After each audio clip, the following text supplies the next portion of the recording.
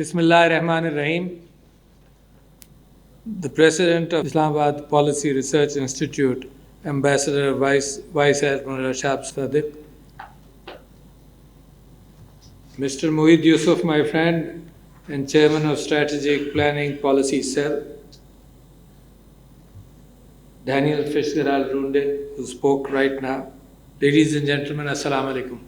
First of all, I must congratulate the Islamabad Policy Research Institute for organizing the Margalla dialogue. It's very essential, very much needed. And I welcome the delegates who have come here. Welcome to Pakistan. And as Runde mentioned, the fact that it's a very beautiful place and we must encourage tourism to look at other places besides Islamabad also. So it's a pleasure to be here. And I thank you for inviting me. And I believe I've heard some very good analysis by Mohid and Mr. Runde on the issues facing this region and what should be done. And I must start with a quote, ladies and gentlemen, from the founder of Pakistan, Muhammad Ali Jinnah, Qaid-e-Azam. He said that our foreign policy is one of friendliness and goodwill towards all the nations of the world. And while I was coming here in the morning, and I had to wait for the hall to fill up. During that period, I recollected, and I had come upon an article which was written by a 12-year-old in 1961. And I would like to read you parts of it. And that is important because that 12-year-old must have heard or read what the Qaid-e-Azam had said. So this is 58 years ago. And the title of the article is To Live in Peace with One Another as Good Neighbors. And it starts that a good neighbor is a great blessing and says that from the earliest times, peace and prosperity have gone hand in hand. A long spell of peace brings with it progress in every field.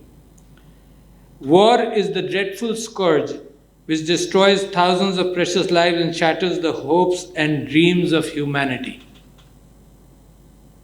Today, that is 1961, if there is one desire which is foremost in the minds and hearts of the people of every nation, it is the desire for a lasting peace. It is the universal plea of a generation that has witnessed the havoc of war wrought in the late 40s, the First and the Second World War, of people who witnessed the devastation that results from the use of atom bombs dropped over Hiroshima and Nagasaki. And if the seeds of mutual tolerance and understanding are sown in the hearts of the young, precisely what you mentioned, Mr. Runde, and I'll come to a more detailed mention of you and your words in this article. If the seeds of natural tolerance and understanding are sown in the hearts of the young, surely the blossoms of peace and goodwill will appear with the passage of time. Tolerance regarding the social and religious attitudes of other communities must be taught in the home and in the school. Every effort must be made to wipe out the foolish prejudices which so often present a barrier which cannot be scaled. Let there be no racial destruction, no color bar among the people of the world, for we are God's creation and therefore equal in His eyes. With this thought in mind, it is not difficult to foster the spirit of brotherhood where powerful nations aid their weaker brethren or willingly stretch a helping hand to those in distress. If a love of peace is instilled in the pure, innocent hearts of children, because he's a 12-year-old, of children, there will be no room for hatred and malice. If they learn to respect each other's rights, there will be little fear of aggression and greed. And then coming to what you mentioned, Mr. Runde, the right direction would be enough to encourage in every possible way is the spirit of friendship among the children of the various nations. You mentioned the youth and the people. If these children could visit one another, correspond with one another, discuss their views and hopes and desires on a friendly basis, no doubt they would grow up into men and women free from prejudice and hate. right 1961. And the author of this article must have had a good mother who taught him everything, and it is Arif Alvi, class 8th B, Kent Public School in the Clarion.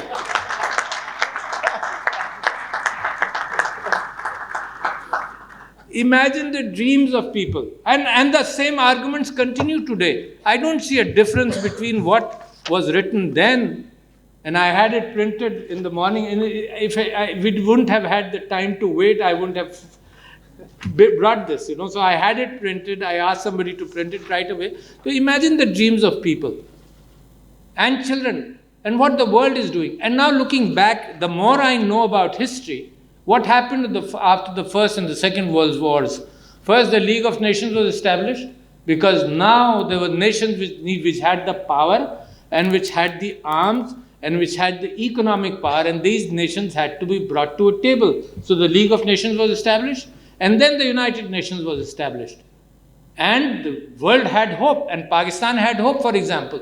Just talk about one regional issue, Kashmir. There were 11 resolutions of the United Nations by 1961. 11. And we hoped. The promise was there, that the promise of self-determination to the people of Kashmir. If you don't solve problems, if nations do not solve problems, and then they talk about war with vested interests, it doesn't make sense. So the world is not learning. And my friend Mueed Yusuf, he invited me to a meeting at the USIP, I think it was 2015, and at the USIP, and at that table, I talked about the fact that man unlearns things.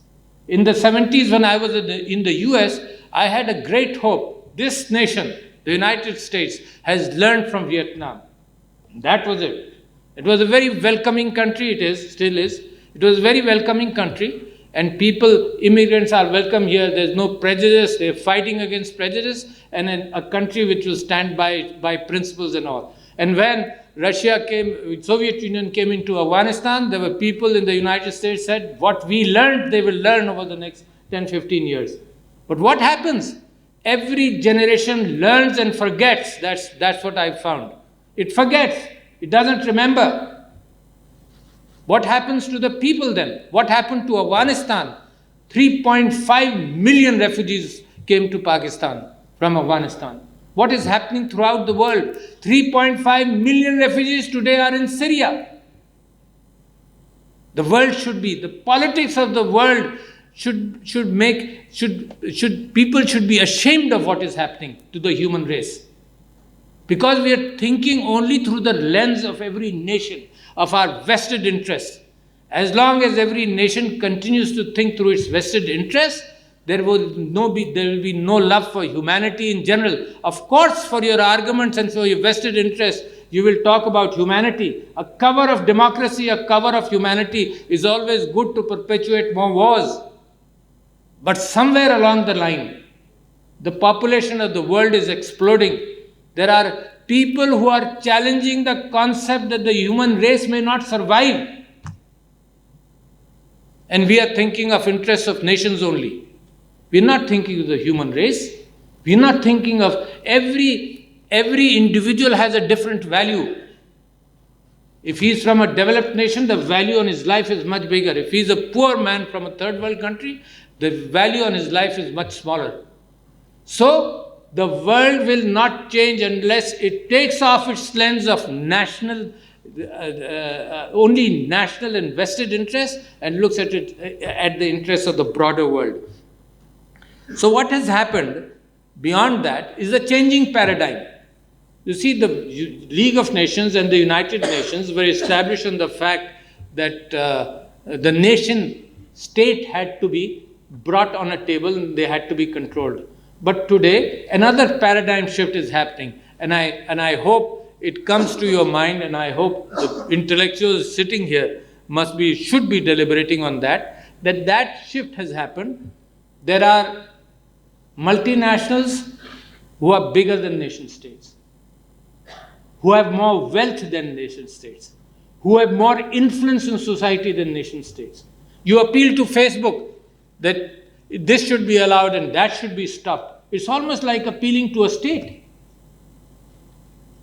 Do not allow spread of fake news, for example, or whatever. There are lobbies working somewhere overtly, somewhere officially, somewhere legally. Like in the United States, you have Foreign Agents Act, Foreign Agents Regulation Act, and other countries where they work officially, and there are a lot of countries where they work unofficially. There are lobbies, there are vested interests, there are defense manufacturers' lobbies, there are pharmaceutical lobbies, there was a cigarette lobby, there is a gun lobby. So these lobbies and these multinationals have the ability to hijack opinion, to hijack taxes, to hijack policies of the world. But there is no forum, there is no recognition today in the world how to accommodate them, how to look at that. They're answerable only to their stockholders. They're not disciplined by any principles of humanity. Although there is a discussion going on, but this is still a discussion. But as the pessimistic point of view is that the end of the human race may be very close. There is total depopulation of the insects, for example, about some reports in Science and, for example, in Scientific American, etc., in the world today, that the insect population has reduced by about 50%. Some have been totally removed. Insect population, for example, bees, moths, and butterflies. These are the basic structures of the human race. The human race survives because of all these populations. There is global warming. And there is an interesting aspect which has been highlighted by the late Stephen Hawking in his last book, which was brief answers to big questions, and a philosopher, Noval Hariri, he's written a book on 21 answers to 21 for 21st century, and all of them have talked about the fact, of course, global warming and etc., and the fact that the DNA, the human DNA, which took one step in every 10,000 years, is a chemical algorithm which is being taken over by artificial algorithms which modify within days, and it is quite possible that judgments will be taken by algorithms. And the fact is, the Boeing disasters, 2 plane crashes happened because of the fact that the algorithm was malfunctioning. So the human race is under tremendous stress by its own creations and by its own actions. Therefore, it is serious time. While you were talking about only the region, I intend to bring the whole world into what I am talking about. And it's not just a matter of progress in Pakistan. It's the matter that along with progress, there has to be peace and prosperity in the region. We are afraid. We have gone through polarization within our society, and we have overcome that. We have overcome terrorism, and it is a battle which took us 30 years.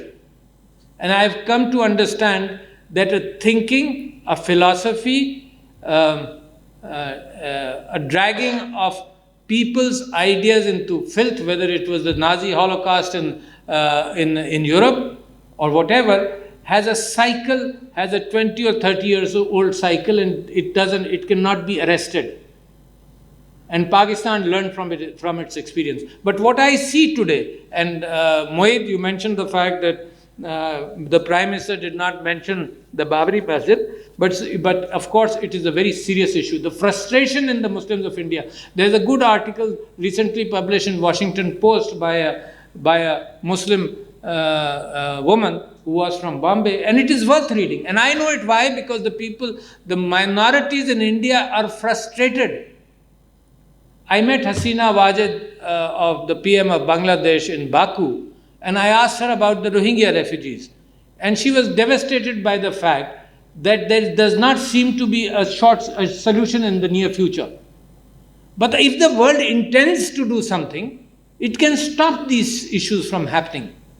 The world must come together. But when the world does not think on principles, even after the Second World War, there was, of course, we thought the United Nations is a panacea, is a solution to everything, but at the same time, the countries of the world, of Asia, of the Middle East, were divided on spheres of influence. Some were given to the Soviet Union, some the spheres of influence were by the United Kingdom, some by France. The victorious allies divided countries into spheres of influence, and their policies ran, nobody objected to those spheres of influence.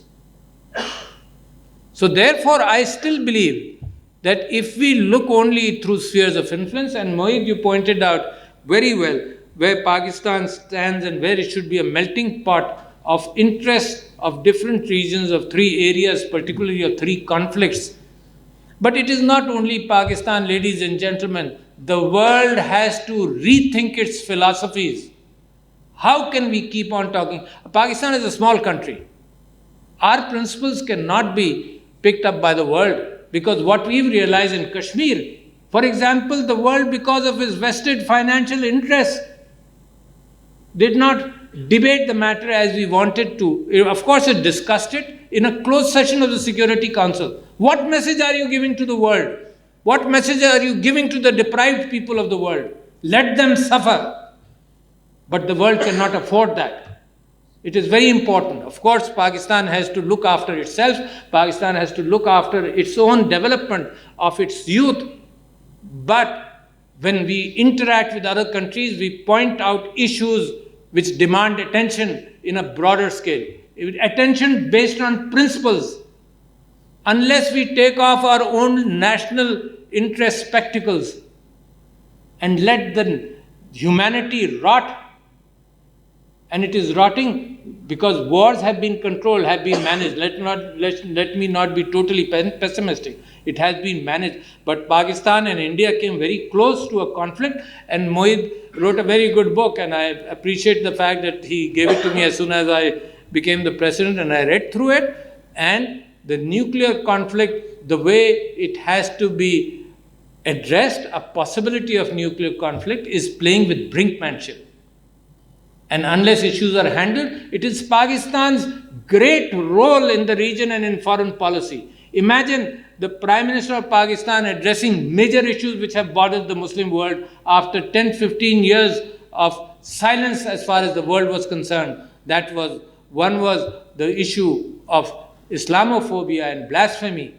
The other was money laundering, by which the taps from our tanks of whatever pittances we earn are opened up, and the money has flown to the West. And then he talked about Kashmir, he talked about peace in the region. Pakistan is playing a far bigger role than its potential, and I'm glad it is, because on the principles on which it was founded, it was a democratic principle. Pakistan was founded by vote. Pakistan was not founded by aggression. And when the frustration happens on our borders, I am concerned by the fact, and I tweeted yesterday, that the Babri Mosque issue, on which the previous Indian governments were trying to come with a mediated solution which is satisfactory to all the communities living in India, has been decided in a very unilateral manner. And the frustrations of the Muslim in India, where my relatives live, is not something of the other countries. My parents migrated from India. So we are concerned with the people there suffering. And those who don't understand that, read the Washington Post article. So therefore, let me bring you to the fact that the fact that peace is important, the confrontations must be reduced, and the will of powers that have importance, that will has to be used. You can keep on writing books, but it is in human nature that people forget history. Those who are affected, in psychologically, that generation can understand what the world is going through. But then I've seen it happening everywhere in the world, that people forget. And this cycle of viciousness, for example, if a polarization starts within India, it will take 20 or 30 years. And I believe that as we have learned freshly, Pakistan has continuously talked about peace. The Prime Minister, when he came to power, the first message was peace. The first thing he talked about was the fact that there's poverty, there's misery, there's lack of health, lack of education. Let's move away from wars and come to peace. The fact that this country was attacked, and the fact that we downed a plane, and the fact that we returned the pilot speaks volumes about what we intend to do. The opening of the Kartarpur corridor, for example, speaks volumes that despite all this, Pakistan still has been talking about peace. I believe that this struggle cannot be completed within a short period of time. But ladies and gentlemen, as far as the world is concerned, time is running out on us.